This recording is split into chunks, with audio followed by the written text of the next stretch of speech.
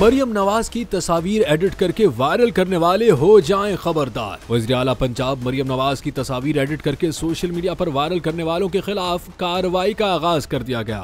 वफाकी तहकीकाती agency FIA के cyber crime wing ने हुकूमत की दरखास्त पर मामले की इंक्वायरी शुरू कर दी। मरियम नवाज की मुत्तहदा अरब इमारात UAE सदर के साथ तस्वीर को एडिट करके सोशल मीडिया पर वायरल किया जा रहा है। मुख्तलिफ वीडियोज और तस्वीर पर मबनी मवाद अपलोड करने वालों के खिलाफ कार्रवाई की जाएगी। लाहौर समेत मुल्क भर के FIA cyber crime wing inquiry करेंगे। याद रहे कि मरियम नवाज के मामले खुसूसी ने उनकी UAE की सदर के साथ तस्वीर अपने X अकाउंट से 5 जनवरी को शेयर की थी, जिसमें वजीर आजम शहबाज शरीफ को भी देखा जा सकता है।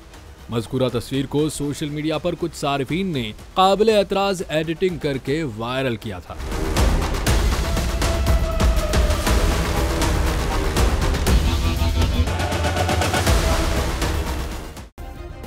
सब्सक्राइब करें और बेल दबाएं ताकि कोई खबर रह न जाए।